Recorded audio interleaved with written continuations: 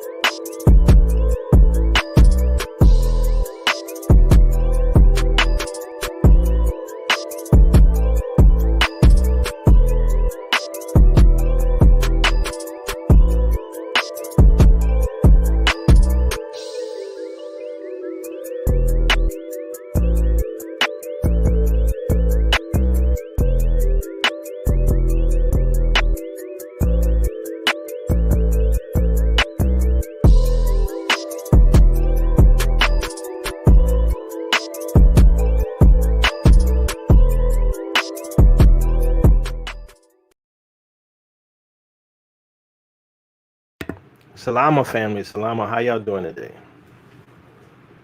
I hope you're doing well. So, I have a question, family. How many of you saw what happened today with the signing of the peace treaty? If you saw it, press, put a 1. If you did not see it, put a 2.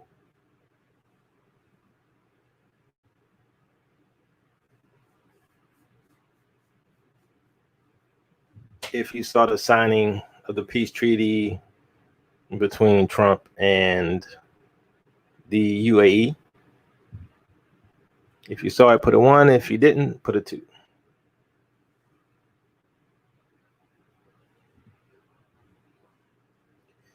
So many people, what they're expecting now is the traditional understanding of the end times. There will be a 7-year peace treaty. He'll confirm a covenant for many for 1 week, which is 7 years, right? Which, as you all know, Teo does not abide by. So Teo does not believe in the 7-year peace treaty with the Antichrist in Israel. We believe that is Gentile understanding, which was created to create this false narrative, which, in my opinion, right, leads up to something different than what everyone else is expecting. Because think about this, family. Think about this. If you go by traditional eschatology, right, the Left Behind series and all of that stuff, that makes Trump the Antichrist, right? That makes Trump the Antichrist because he shall confirm a covenant with many for 1 week.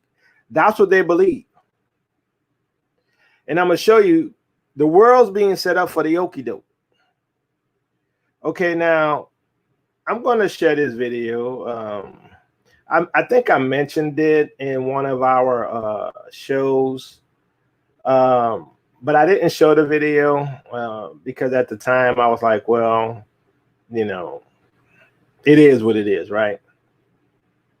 But now that we have this peace treaty thing, and I'm going to show you what, some of you all already know what I believe about the end time. Some of you all know what I believe about eschatology and what's next, right? And to me, all of this fits in well. But the Gentiles are now going to expect the rise of the Antichrist. They're going to expect. Now, here's the thing. According to Gentile view, right, he confirmed the covenant with many for 1 week, and in the midst of the week, he's caused the sacrifice and oblation to cease. Where's the sacrifice and oblation that's ceasing if this is the peace treaty that they expect the Antichrist to confirm? You see, now, there's several videos that we've done. Well, we got a bunch of prophecy videos, but I'm just going to show you a few that I want you to go back and look at, right, for reference. Now, what I'm going to show you right now isn't a tail video, but I'm going to show you what I think is happening. I'm going to show you what I think the okie doke is.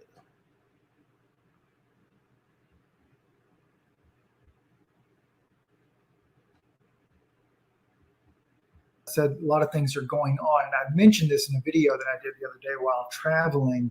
And, you know, they always say a picture is worth 1,000 words. So as we look at the events that are going on, as I mentioned, a lot of things were happening in Israel. They're getting ready to go under a lockdown. I'm going to speak about that in just a moment because that got announced on Sunday. But at the same time, while they're talking about doing the lockdown, we have this Abrahamic Accord ceremony that's going on, the UAE-Israel deal signing ceremony to be held September 15th in Washington. We have Bahrain, here we go. Bahrain becomes the latest Arab nation to recognize Israel.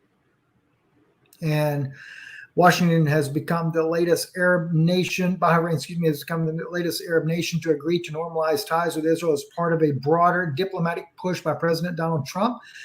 Just trying to put a feather in his cap on this. I wouldn't want to be the guy to be involved in any of these type deals, but it's all a part of the Abrahamic Accord.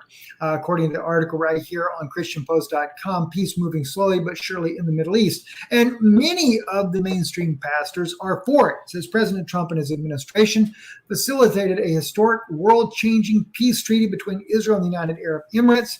The Abrahamic Accord is the first peace treaty since the Israel-Jordan Treaty signed 26 years ago. This was a stroke of diplomatic genius and applauded the hard work of Secretary of State Mike Pompeo and the countless others that are involved in this. And of course, they go into a lot of other details in this article.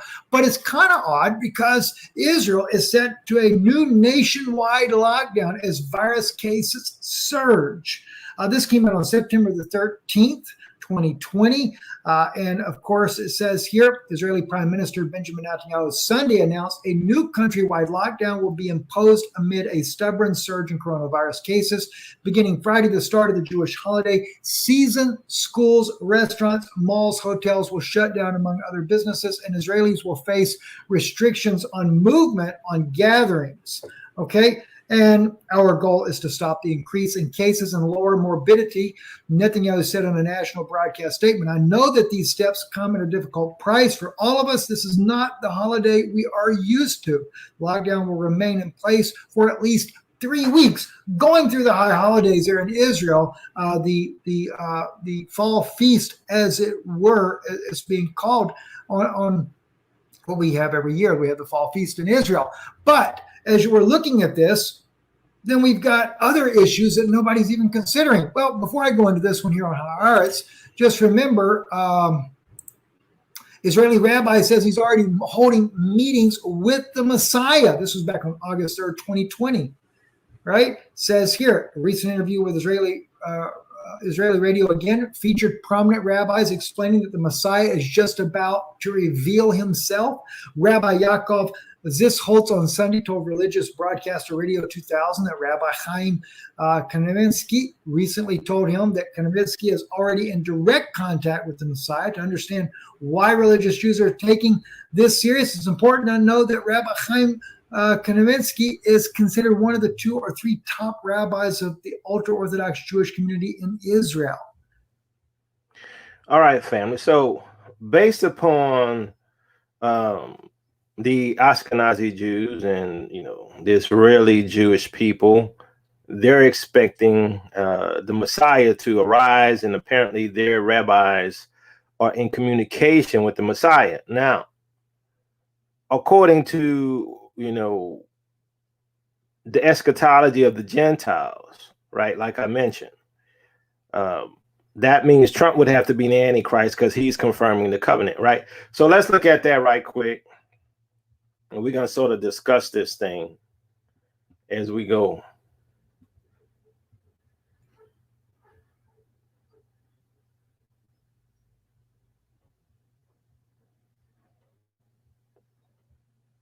By the Prime Minister of the State of Israel, His Highness, the Minister of Foreign Affairs and International Cooperation of the United Arab Emirates, and the Minister of the Foreign Affairs of the Kingdom of Bahrain.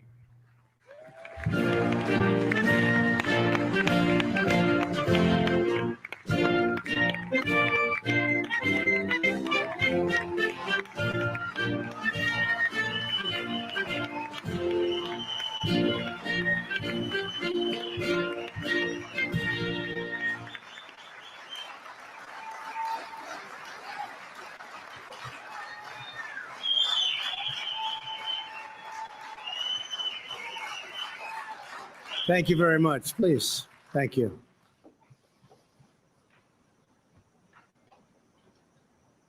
The First Lady and I are honored to welcome to the White House Prime Minister Netanyahu of Israel and Mrs. Netanyahu. Thank you so much. Thank you, Sarah. And Foreign Minister Abdullah bin Zayed, United Arab Emirates, UAE. Thank you very much. And Foreign Minister Abdulaziz Al Zani of Bahrain. Thank you. Thank you very much. We're here this afternoon to change the course of history. After decades of division and conflict, we mark the dawn of a new Middle East. Thanks to the great courage of the leaders of these three countries, we take a major stride toward a future in which people of all faiths and backgrounds live together in peace and prosperity. In a few moments, these visionary leaders will sign the first two peace deals between Israel and the Arab state in more than a quarter century. In Israel's entire history, there have previously been only two such agreements. Now we have achieved two in a single month, and there are more to follow.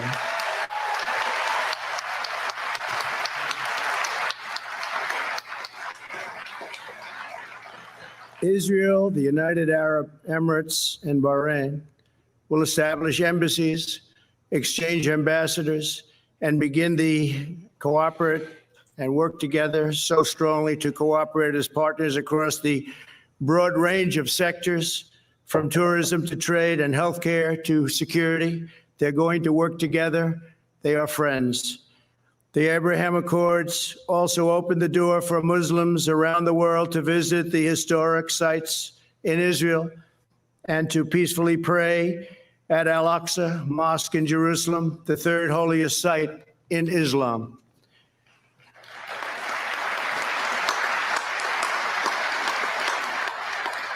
Together, these agreements will serve as the foundation for a comprehensive peace across the entire region, something which nobody thought was possible, certainly not in this day and age, maybe in many decades from now, but one founded on shared interests, mutual respect, and friendship. To our honored guests from Israel, the United Arab Emirates, and Bahrain, congratulations on this outstanding achievement. Congratulations. Fantastic.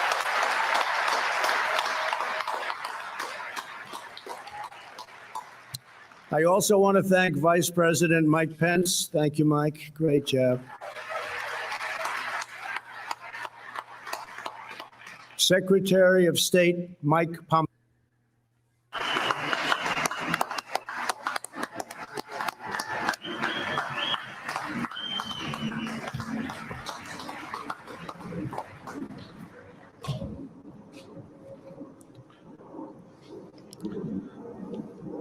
Our dear friend, President Trump, First Lady Melania Trump,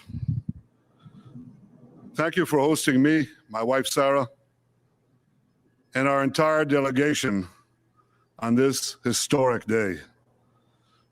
I want to recognize Vice President Pence, Secretary Pompeo, National Security Advisor O'Brien, and other cabinet members, Jared Kushner, Avi Berkowitz, Ambassador Friedman, and other members of the President's able peace team, senators, members of Congress, Israeli Ambassador Ron Dermer, his Emirate and Bahraini counterparts, as well as all the dignitaries gathered here on this sunny day. I want to also express my gratitude for all the Israelis who've worked for years, sometimes in less sunny climes, to bring this date, and I thank each and every one of you. Thank you.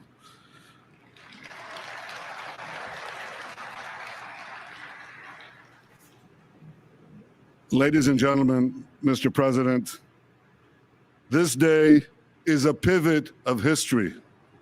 It heralds a new dawn of peace. For thousands of years, the Jewish people have prayed for peace. For decades, the Jewish state has prayed for peace. And this is why today we're filled with such profound gratitude. I am grateful to you, President Trump, for your decisive leadership. You have unequivocally stood by Israel's side. You have boldly confronted the tyrants of Tehran. You've proposed a realistic vision for peace between Israel and the Palestinians. And you have successfully brokered the historic peace that we are signing today, a peace that has broad support in Israel, in America, in the Middle East, indeed in the entire world.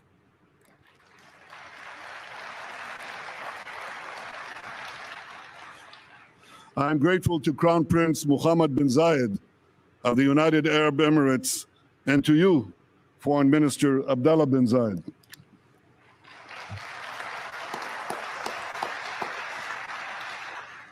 I thank you both for your wise leadership and for working with the United States and Israel to expand the circle of peace. I'm grateful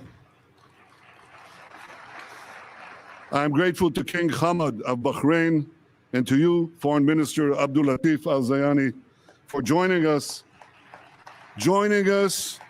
in bringing hope to all the children of Abraham.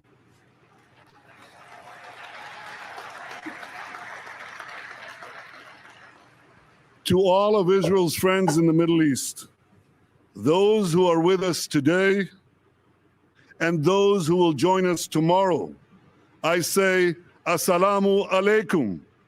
Peace unto thee. Shalom. And you have heard from the president that he is already lining up more and more countries. This is unimaginable a few years ago, but with resolve, determination, a fresh look at the way peace is done, this is being achieved. Thank you, Mr. President.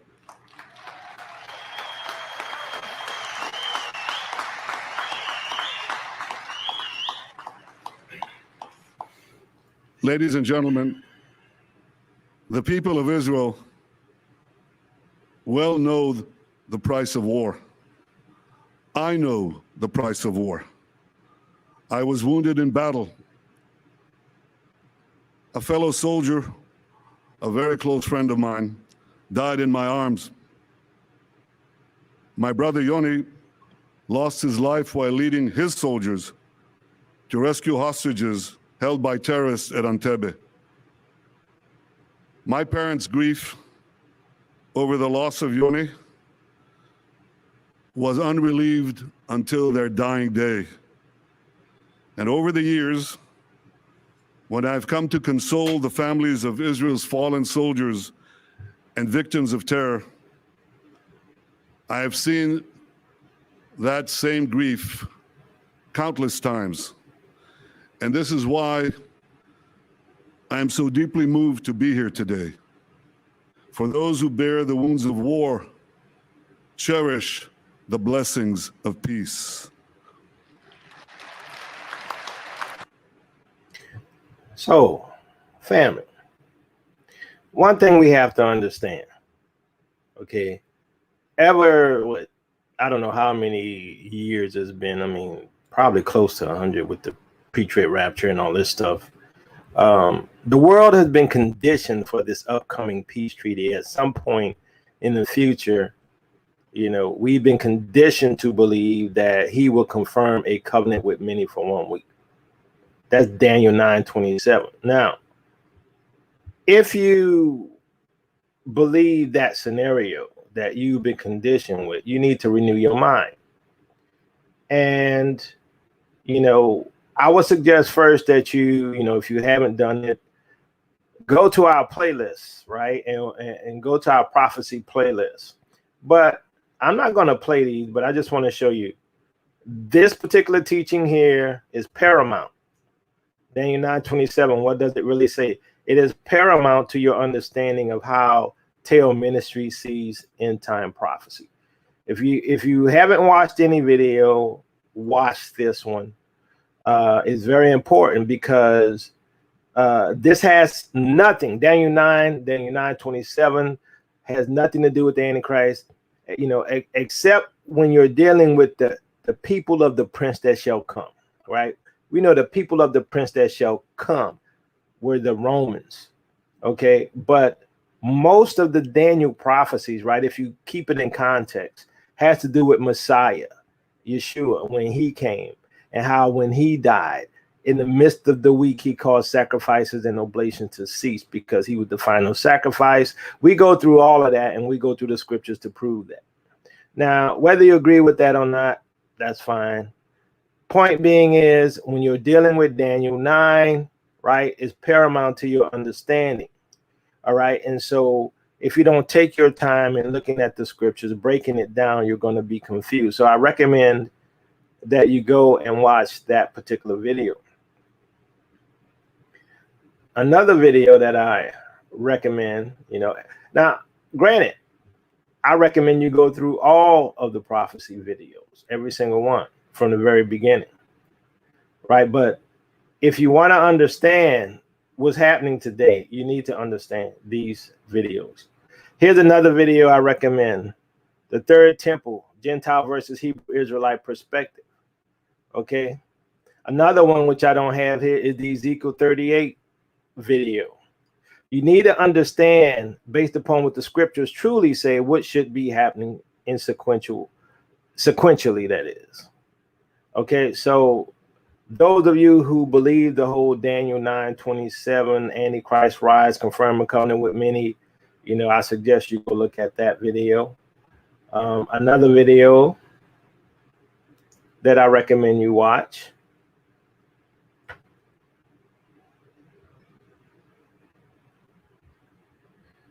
is this one. This is one of the more recent videos.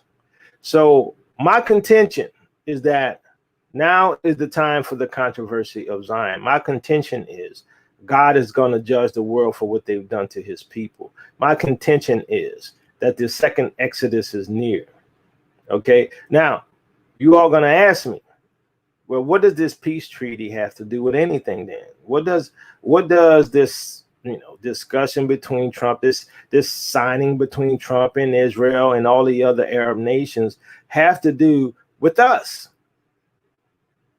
Right? Because all of the Gentile prophecies have to do with those people who are in the Middle East. So what does it have to do with us? Now, many of you who followed our teaching, you will know and understand what it has to do with us. You already understand this, but many people have not watched the videos, whether or not they have the time or whatever, or not, whether or not they have the time or not, maybe the reason why they haven't been through those videos, right? But I really suggest you start from the very beginning and watch the prophecy videos. We have a prophecy playlist, but I'm going to give you a little highlight. So many of you all were quoting this in the chat, and you're absolutely correct, right? For when they shall say peace and safety, then sudden destruction cometh upon them as travail upon a woman with child, and they shall not escape. Now, some people are going to say, well, what does this have to do with us? Right? Because when they shall say peace and safety, or you can say security, as they mentioned, when they shall say peace and security, sudden destruction coming upon them as travail upon a woman with child. So you have to understand, there were many things in the Bible that happened that brought distress, judgment on the nation of Israel, the true Israelites. Okay, so when we're talking about what's happening today, and we're talking about peace and security, right? I believe this is what's about to happen. Now, contextually, when you look at 1 Thessalonians 5, right, you cannot tie it to anything, right? Other than the fact that it's a end time judgment. But why would I say this has to do with our deliverance? And I'm going to tell you why. Because you have to remember what I always say, and I have been saying, You have to deal with the picture puzzle. You have to take the totality of prophecies that are occurring now and put them together. You have to put them together along with what the scriptures are saying by other prophets. So one of the things I want to discuss is the prophecy of Jeremiah 30, right? From verse 4. And these are the words that the Lord spake concerning Israel and concerning Judah. For thus saith the Lord, we have heard a voice of trembling, of fear, and not of peace. Ask ye now, and see whether a man doth travail with child. Wherefore do I see every man with his hand on his loins as a woman in travail, and all faces are turned into paleness. Alas, for that day is great, so that none is like it. It is even the time of Jacob's trouble, but he shall be saved out of it.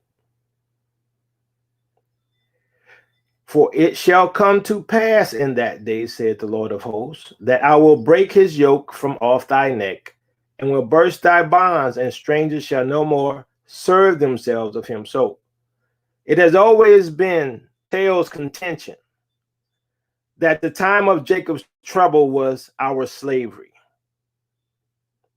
It's not a final 7 years, which many people consider the time of Jacob's trouble. Why? Because his bonds or the yoke shall be removed from off his neck. The chains that were on our neck, slavery, shall be removed. The bonds shall be removed. And the strangers, our enemies, shall no more use us as slaves. So the time of Jacob's trouble shows you that it was our captivity, when we were scattered amongst the nations as slaves. Now, one thing we need to understand, this travailing had to do with a judgment. This travailing of Israel had to do with our captivity. Now, remember, let me go back to this right quick. 1 Thessalonians says, for when they shall say peace and security, or peace and safety, then sudden destruction cometh upon them, and travail upon a woman with child, and they shall not escape. So there's a judgment coming on who? There's a judgment coming on a people who are saying peace and safety. There's a judgment coming on a people who saying peace and security. And the Bible says they shall not escape.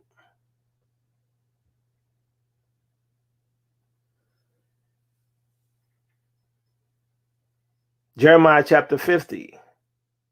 The king of Babylon had heard the report of them, and his hands waxed feeble.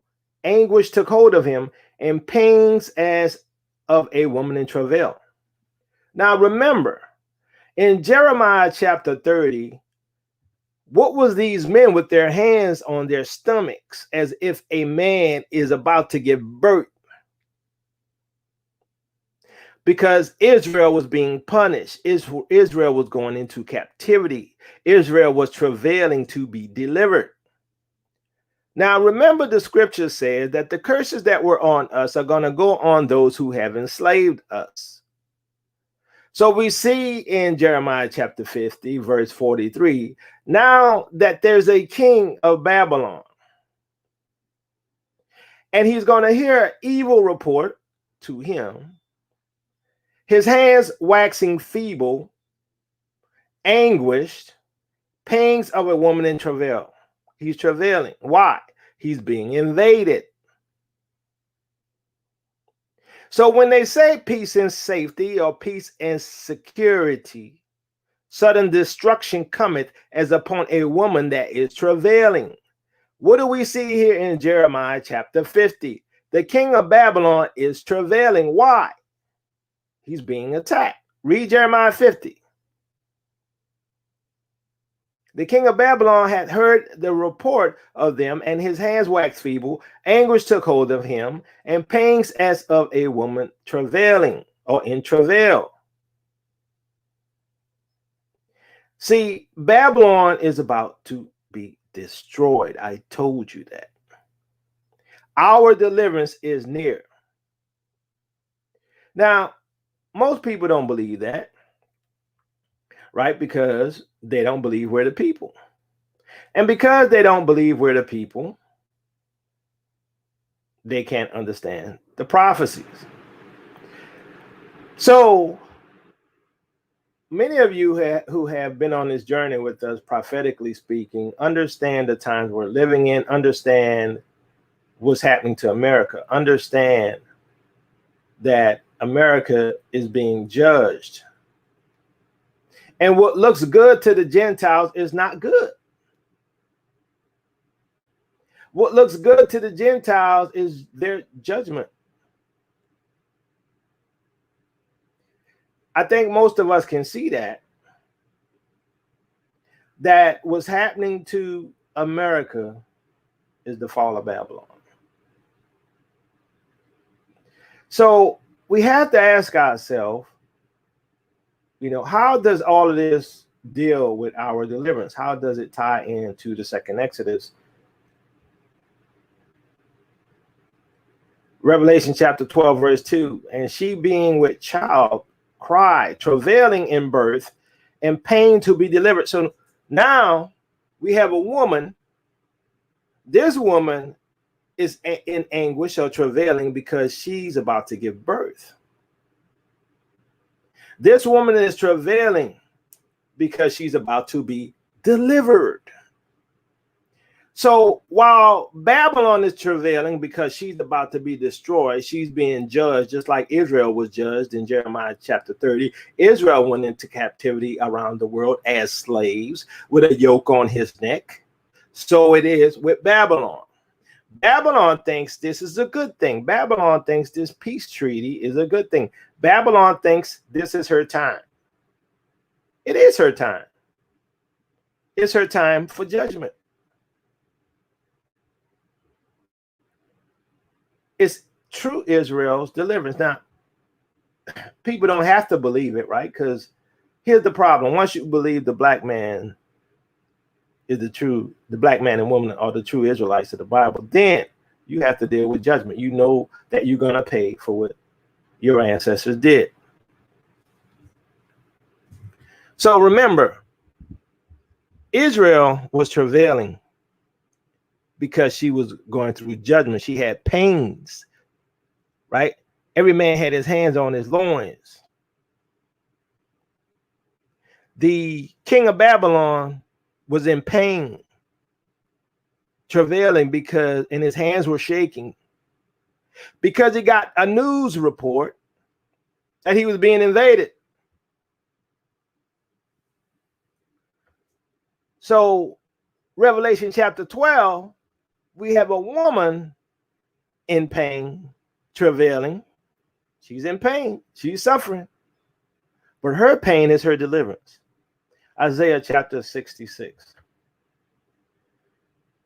Thus saith the Lord, the heaven is my throne and the earth is my footstool. Where is the house that ye build unto me, and where is the place of my rest?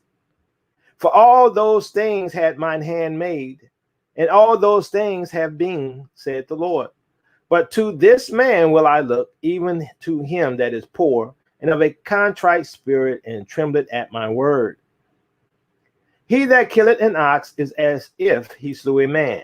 He that sacrificeth a lamb as if he cut off a dog's neck. He that offereth an oblation as if he offered swine's blood. He that burneth incense as if he blessed an idol. Yea, they have chosen their own ways, and their soul delighted in their abominations. I also will choose their delusions, and will bring their fears upon them, because when I called, none did answer. When I spake, they did not hear, but they did evil before mine eyes, and chose that in which I delighted not. Hear the word of the Lord, ye that tremble at his word, your brethren that hated you, that cast you out for my name's sake, said, let the Lord be glorified, but he shall appear to your joy, and they shall be ashamed.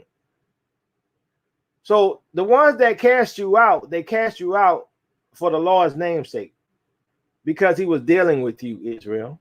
Verse 6. a voice of noise from the city, a voice from the temple, a voice of the Lord that rendereth recompense to his enemies.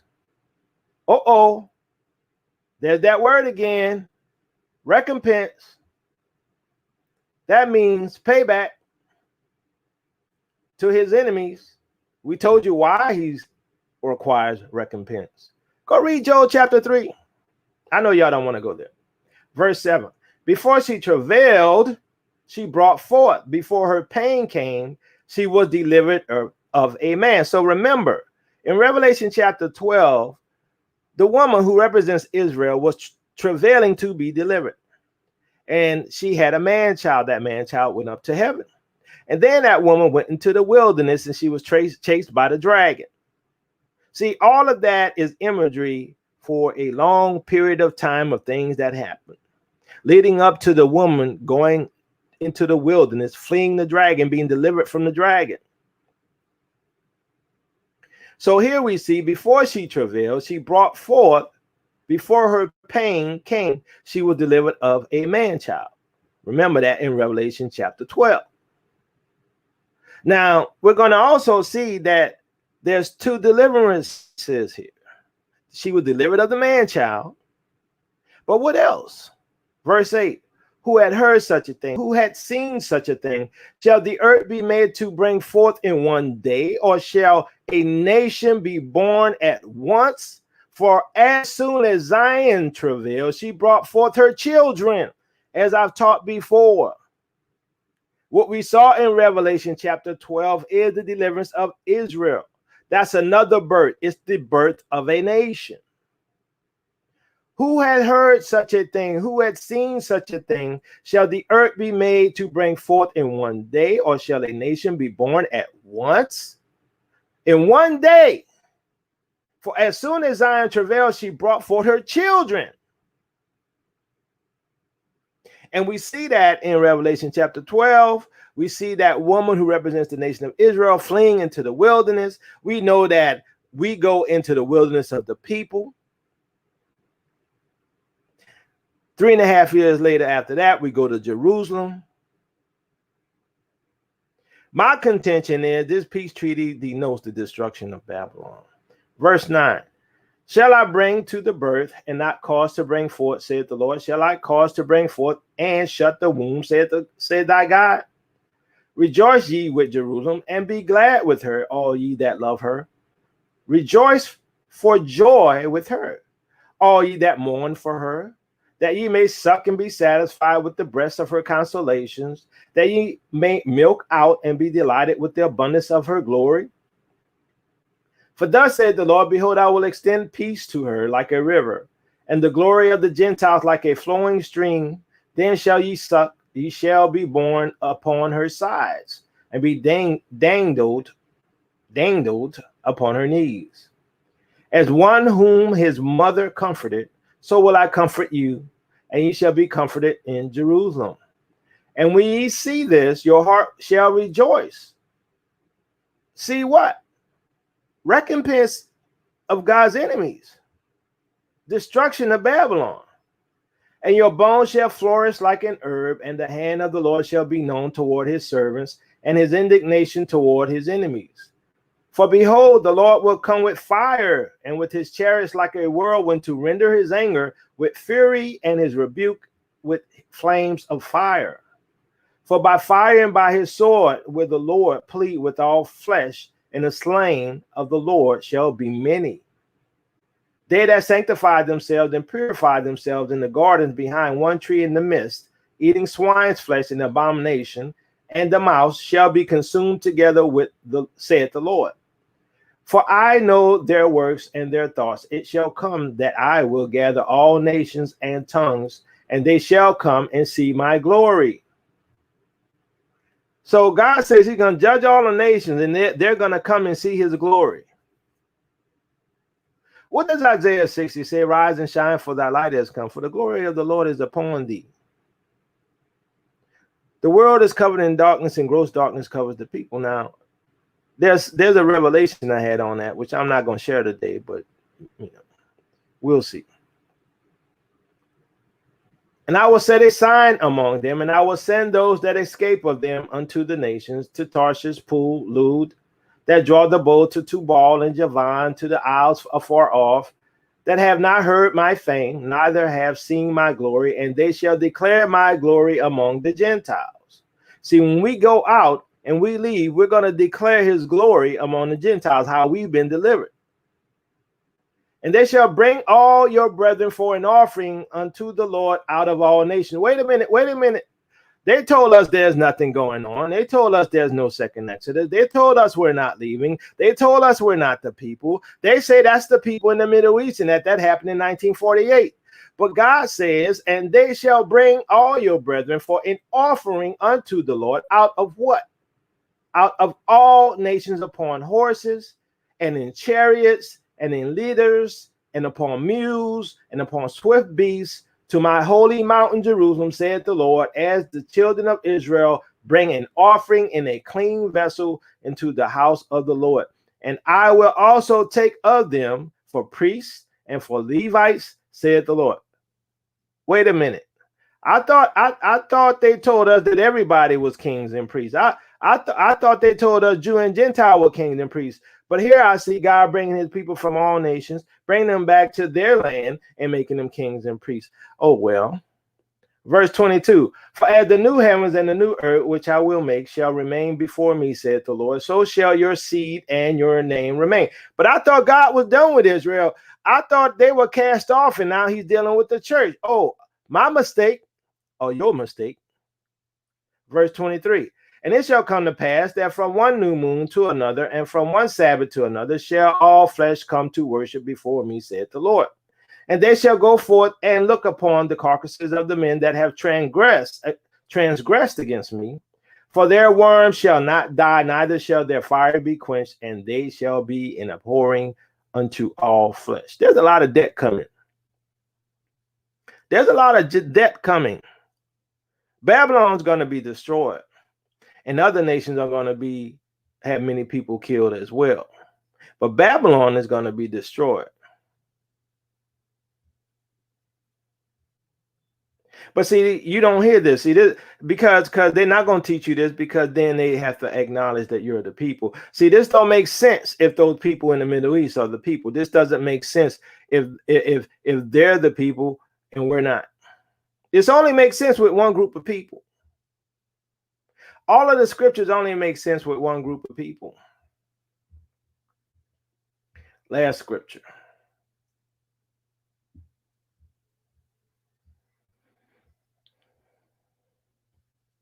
I have long, verse 14. Isaiah 42, verse 14. I have long time held my peace. I have been still and refrained myself. Now will I cry like a travailing woman. I will destroy and devour at once. I will make waste mountains and hills and dry up all their herbs. And I will make the rivers islands, and I will dry up the pools. I will bring the blind by a way that they knew not. I will lead them in paths that they have not known. I will make darkness light before them, and crooked things straight. These things will I do unto them, and not forsake them. They shall be turned back. They shall be greatly ashamed that trusting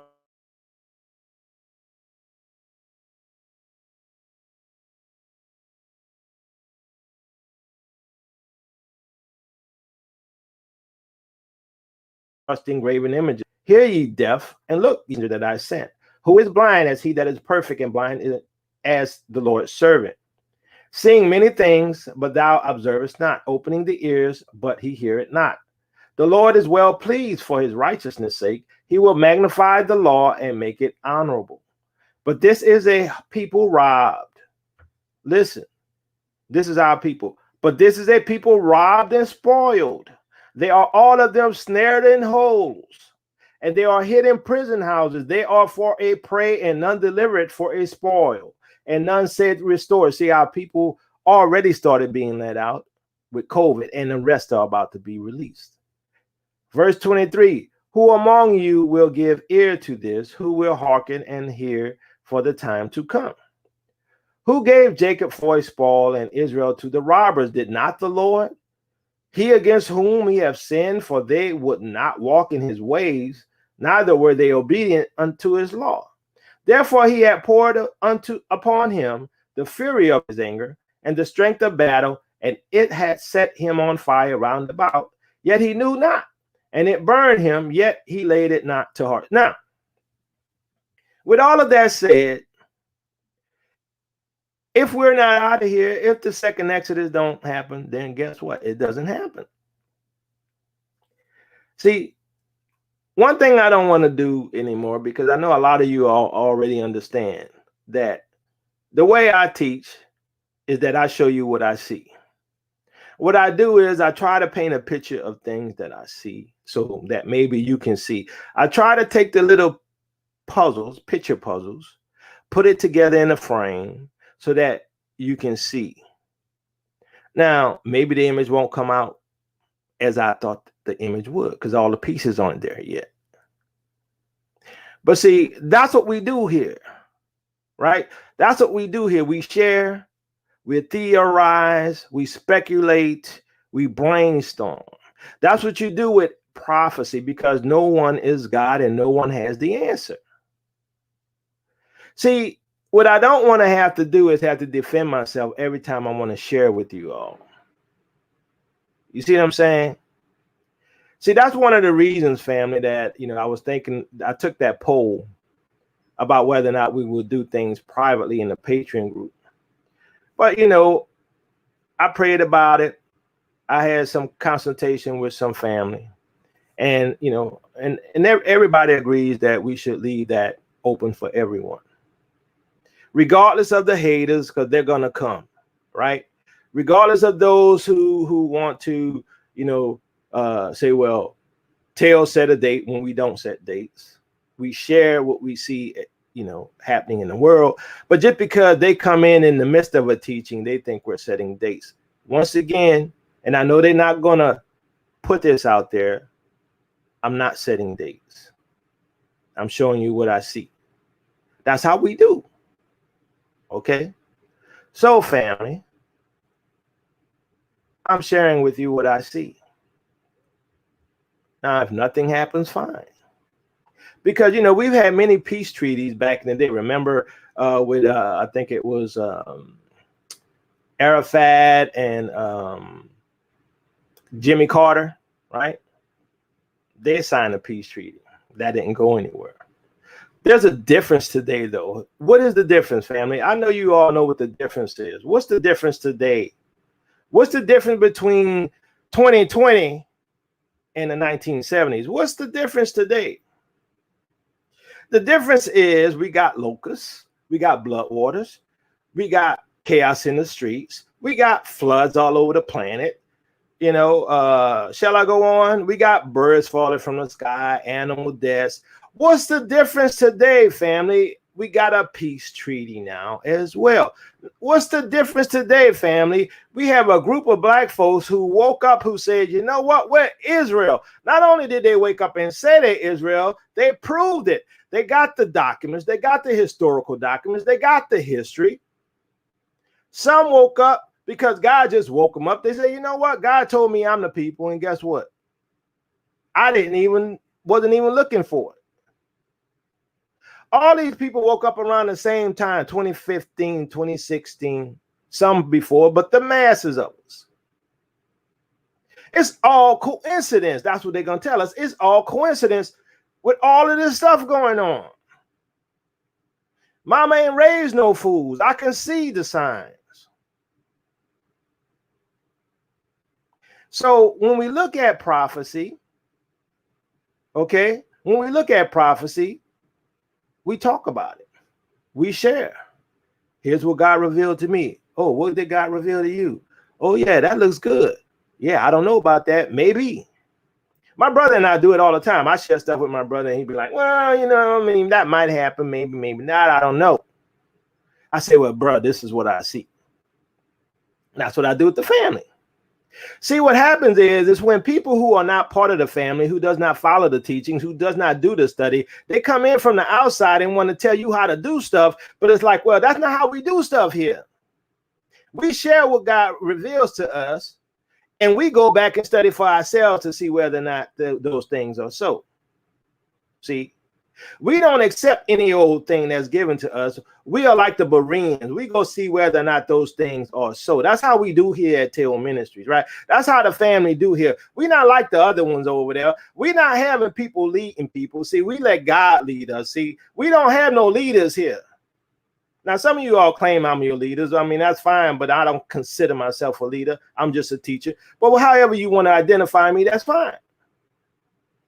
But one thing I want to say is, for those who coming from the outside, don't judge until you go back and look what we taught years ago and seeing that it's coming to pass today.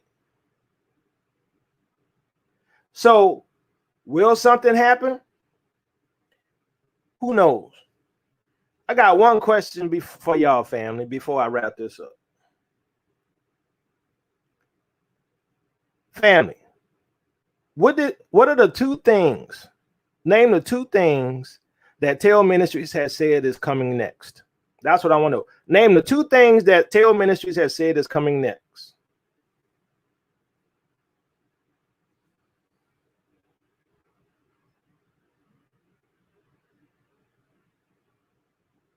I'll wait. Two things Travail Ministry says is coming next. Come on, Karis. I know you know.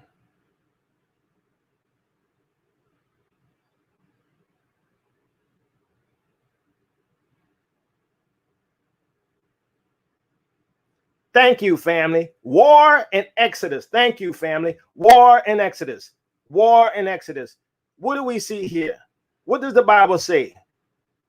When they shall say what? Peace and safety, sudden destruction, war coming. What did the Bible say about Jeremiah 50:51 about Babylon? She's going to be destroyed. She's going to be surrounded. War coming. War and Exodus.